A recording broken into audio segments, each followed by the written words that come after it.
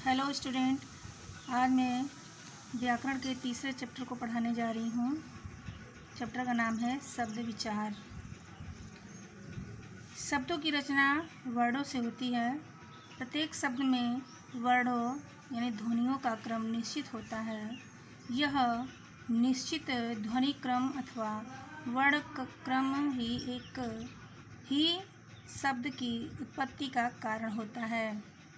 देखिए, उदाहरण दिया हुआ है कमल, जलज, नमक, पुस्तक। इन वर्ण समूहों में प्रत्येक वर्ण अपने निश्चित क्रम पर है। उसका क्रम बदलते ही वस्तु से उसकी पहचान मिट जाती है अथवा वह निरर्थक वर्ण समूह मात्र ही रह जाता है। उसका कोई अर्थ ही नहीं रहता। जैसे मकल, लजज, कमन और पुस्तकु, यानी इसका कोई अर्थ ही नहीं है। अब देखिए, इसकी परिभाषा है एक या अधिक वर्णों के संयोग से बनी हुई स्वतंत्र एवं सार्थक ध्वनि को शब्द कहते हैं। जैसे मैं, वह, नमक, जल, रथ, छोटा, बड़ा इत्यादि। अब है आपका पद, यानी साधारणतः शब्द को ही पद कहते हैं। जैसे राम, मीठा, रोटी, लोटा इत्यादि। परंतु जब उसका प्रयोग वाक्य में होता है तो वह स्वतंत्र नहीं रहता, बल्कि व्याकरण के नियमों यानी कारक, वचन, लिंग आदि में बंध जाता है और उसका रूप भी बदल जाता है। तब वह स्वतंत्र शब्द पद कहलाता है। जैसे राम अयोध्या के राजा थे।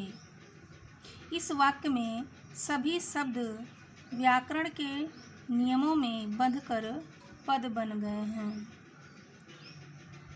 अब ध्यान दीजिएगा, शब्दकोश में शब्द होते हैं, पद नहीं। शब्दों का वर्गीकरण। शब्दों का वर्गीकरण निम्नलिखित आधारों पर किया जाता है। क है उत्पत्ति अथवा स्रोत के आधार पर शब्द भेद। ख है व्युत्पत्ति अथवा रचना के आधार पर शब्द भेद। ग है अर्थ के आधार पर शब्द भेद। घ है प्रयोग के आधार पर शब्द भेद। अब क है उत्पत्ति अथवा स्रोत के आधार पर शब्द भेद। हिंदी भाषा में उत्पत्ति के आधार पर शब्द 5 प्रकार के होते हैं। पहला है तत्सम, दूसरा तद्भव, तीसरा देशज, चौथा विदेशी, पांचवा मिश्रित। अभी देखिए, तत्सम शब्द क्या है? संस्कृत भाषा के जो शब्द बिना किसी परिवर्तन के हिंदी भाषा में प्रयुक्त होते हैं उन्हें तत्सम शब्द कहते हैं। जैसे बल, दूध, दुग्ध, अग्नि, प्रथम, भ्राता, उच्च, पथ इत्यादि। दूसरा है तद्भव शब्द। संस्कृत के बहुत से शब्द अपने परिवर्तित रूप के साथ हिंदी में प्रयोग किए जाते हैं, उन्हें तद्भव शब्द कहते हैं। जैसे अग्नि, ये जो है तत्सम है, का तद्भव रूप आग है। इसी प्रकार भ्राता, ये तत्सम शब्द है, इसका रूप तद्भव यानी भ्राता का तद्भव रूप भाई है। तद का अर्थ है उससे, यानी संस्कृत से, और भव का अर्थ है उत्पन्न हुए, अर्थात संस्कृत से उत्पन्न हुए। अतः संस्कृत भाषा के जो शब्द रूप बदलकर हिंदी भाषा में प्रयुक्त होते हैं वे तद्भव शब्द कहलाते हैं। कुछ तद्भव शब्द के नाम मैं बता दे रही हूँ। तत्सम है शाक, और तद्भव शब्द है साग। तत्सम शब्द है धैर्य, और तद्भव शब्द है धीरज। तत्सम शब्द है ग्राम, तद्भव शब्द है गांव, इत्यादि। अब अगला है आपका देशज शब्द। जो शब्द देश की विभिन्न बोलियों से हिंदी में स्थान पा गए हैं उन्हें देशज शब्द कहते हैं। जैसे भिंडी, तवा, पानी, रोटी, चाबुक, झंकार, पटाखा, चटपटा, खलबली, मुकुट, डिबिया, लोटा, बाल्टी, फावड़ा, कटोरा, माला, थैला, इत्यादि। अब चौथा है आपका विदेशी शब्द। जो शब्द संसार की विभिन्न भाषाओं से आकर हिंदी में स्थान पा गए हैं तथा हिंदी भाषा ने थोड़ा बहुत परिवर्तन कर उन्हें अपना लिया है, वे आगत शब्द विदेशी कहलाते हैं। अब ये देखिए आपका है हिंदी में प्रयोग किए जाने वाले कुछ प्रमुख विदेशी शब्द निम्न प्रकार हैं। अंग्रेजी चॉकलेट है, सिगरेट है, bread, shirt, magistrate, suit, overcoat, coat, gown, jersey, jacket, tie, France, ticket, telegram, parcel, office, pop, Bible, इत्यादि। फारसी भाषा है खानदान, आमदनी, उम्मीद, आसमान, आज़ाद, गारा, दरवाज़ा, पर्दा, प्याज, मेज़, गुब्बारा, बदमाश, कालीन, अंगूर, किशमिश, इत्यादि।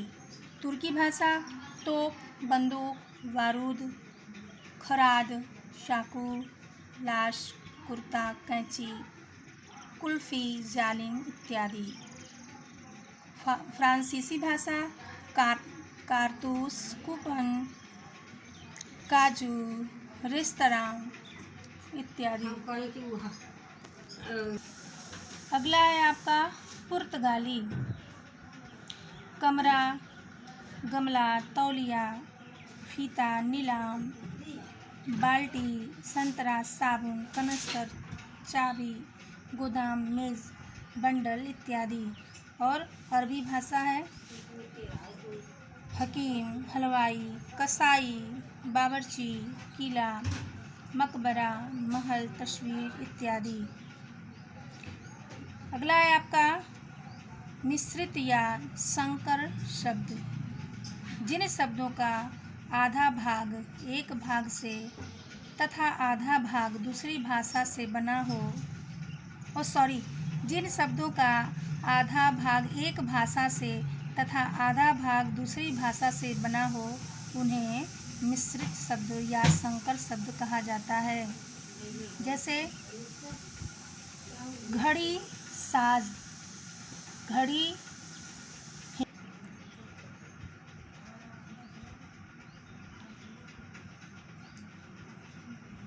चला हेलो, घड़ी, साज यानी घड़ी हिंदी और साज अरबी भाषा। टिकट, घर, टिकट अंग्रेजी और घर जो है हिंदी, इत्यादि।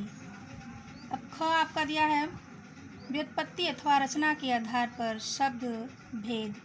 व्युत्पत्ति से तात्पर्य है बनावट। इस आधार पर हिंदी भाषा के शब्दों के 3 भेद किए जाते हैं। पहला है रूढ़ शब्द, यौगिक शब्द और योग रूढ़ शब्द। रूढ़ शब्द क्या है?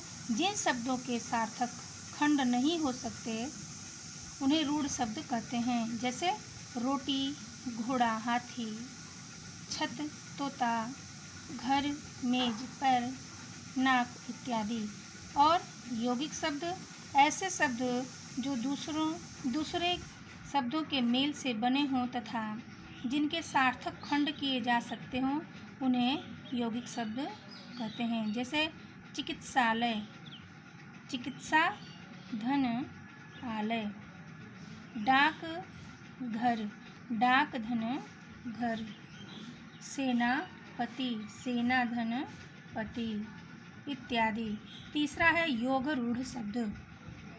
जिन शब्दों की बनावट तो यौगिक शब्दों की भांति हो परंतु वे एक विशेष अर्थ में प्रयोग किए जाते हों, योग रूढ़ शब्द कहलाते हैं। जैसे चारपाई का अर्थ है 4 पाँवों वाली, परंतु यह शब्द खाट के लिए योग रूढ़ हो गया है।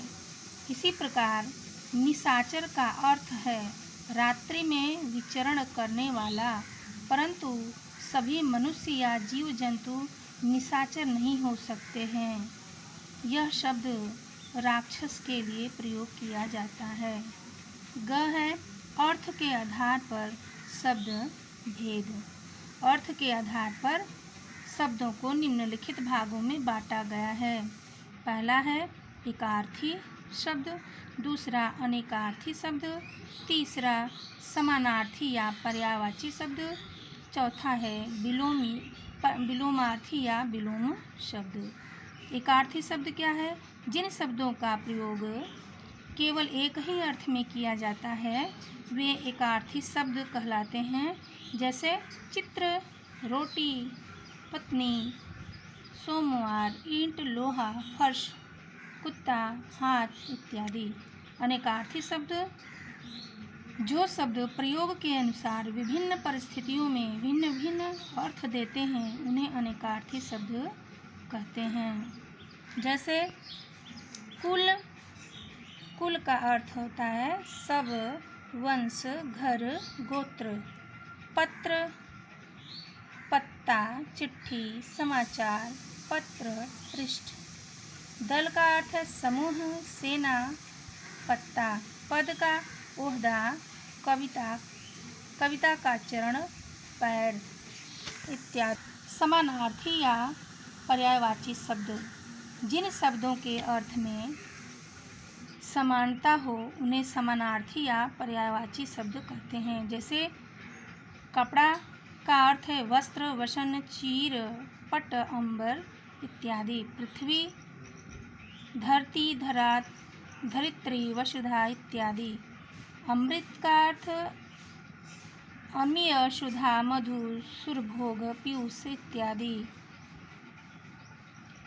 अब ये जो है ध्यान देने वाली बात है, किसी भी शब्द के पर्यायवाची बिल्कुल समानार्थी नहीं होते, उनमें अत्यंत सूक्ष्म अर्थगत अंतर रहता है।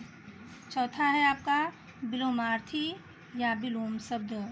विपरीत अर्थ प्रकट करने वाले शब्द विलोमार्थी अथवा विलोम शब्द कहलाते हैं। जैसे धूप, छाँव, आय, व्यय, आदि, अंत, जीवन, मरण, जय, पराजय इत्यादि। घ है आपका प्रयोग के आधार पर शब्द भेद।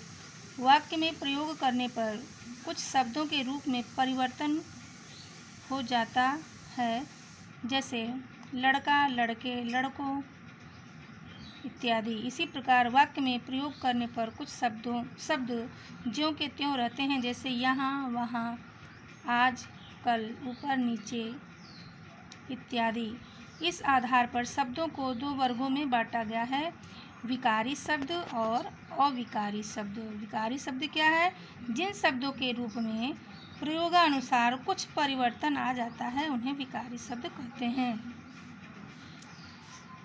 यह परिवर्तन शब्दों का विकार कहलाता है।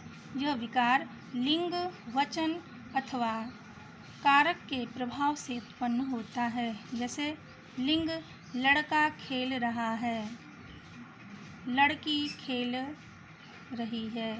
वचन है लड़का खेल रहा है, लड़के खेल रहे हैं। कारक लड़का आता है, लड़के को आने दो।